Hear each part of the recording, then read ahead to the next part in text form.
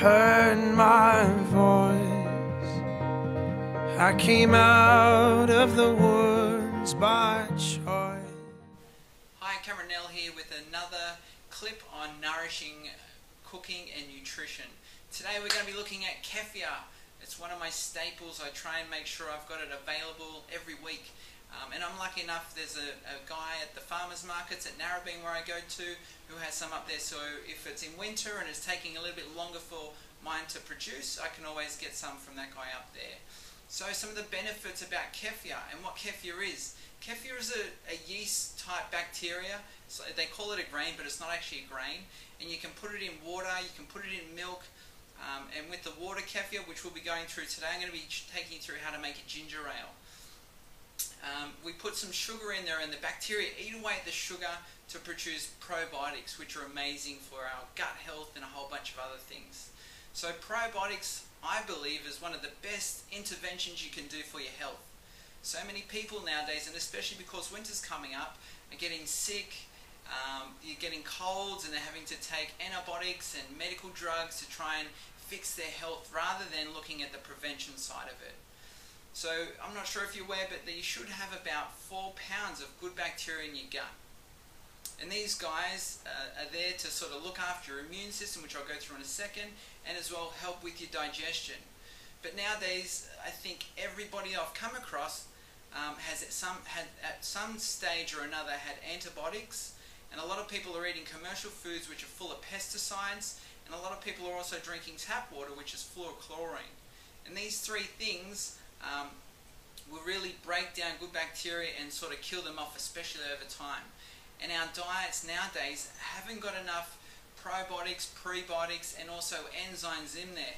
So the way we're living, we're not able to reproduce the good bacteria into our diet like we used to have as an indigenous culture per se. Another thing you might want to know, about 83% of your immune system is found within your gut.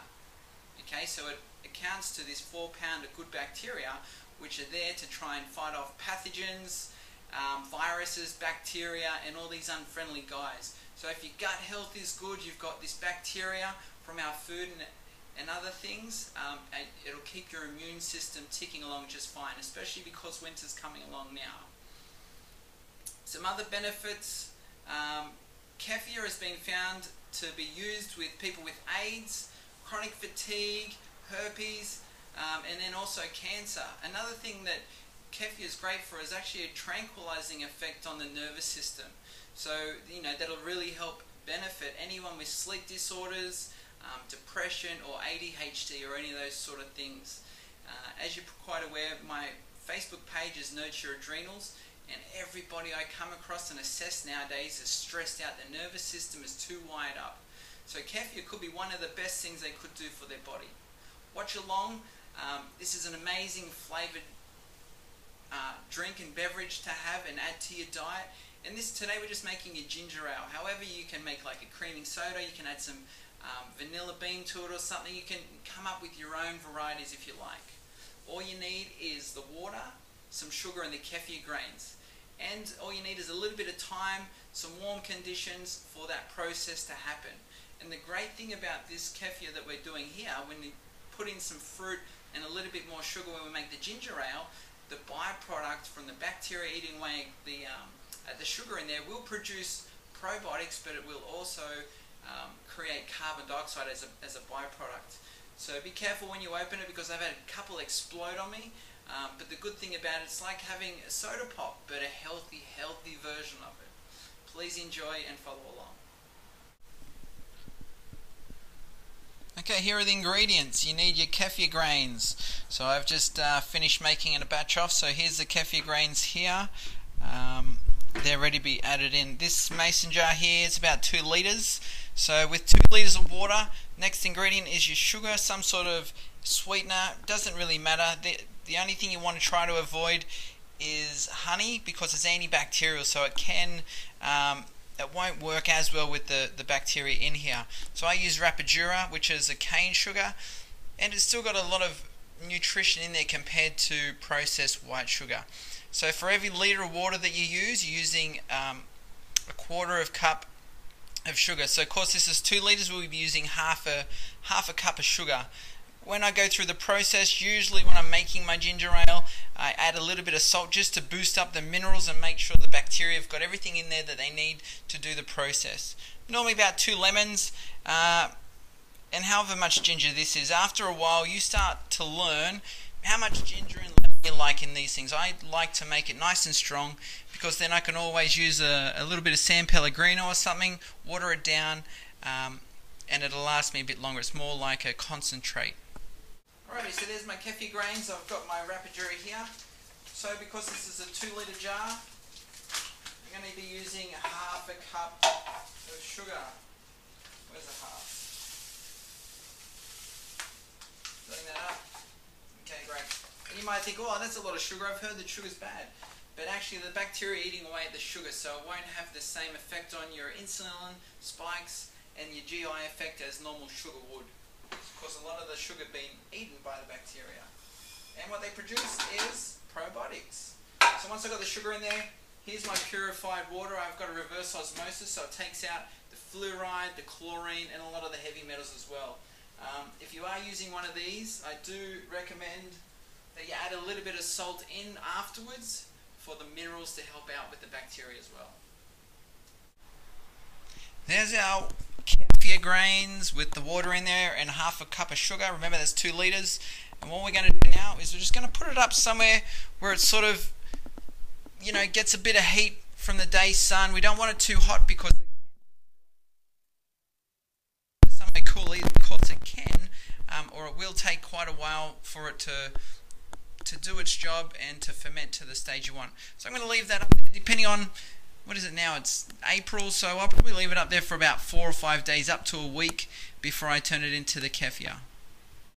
Okay, so my kefir's been up on the windowsill for about a week now, and that's going to be ready. So all we need now is a big enough bowl to sort of strain the water into, because we need to keep the grains and then pour them into the next batch.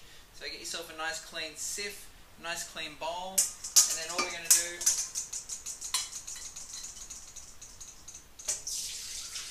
strain it into the container.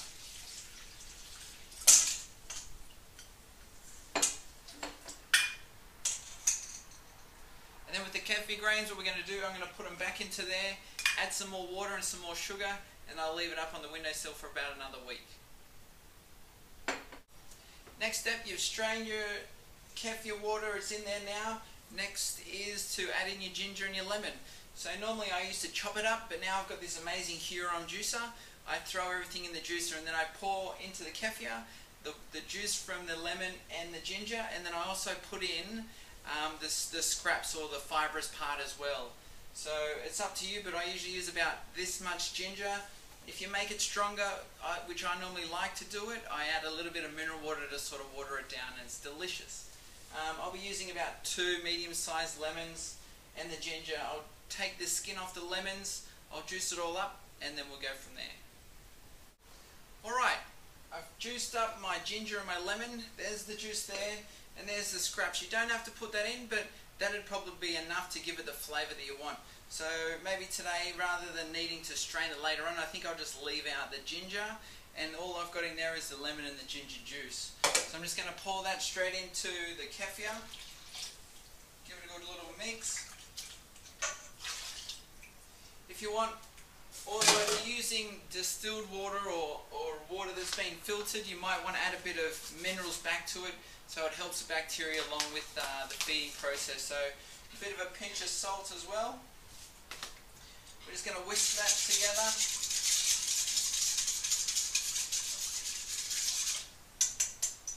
And as well, this is the point where we're going to add a little bit of sugar in as well.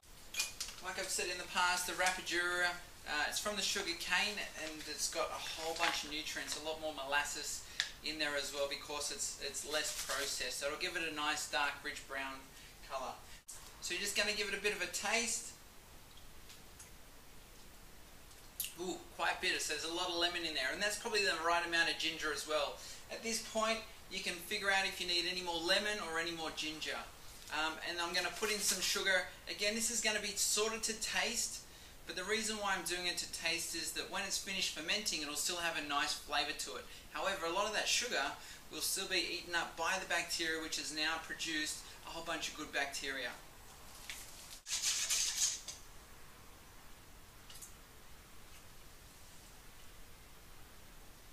Okay, that's pretty good.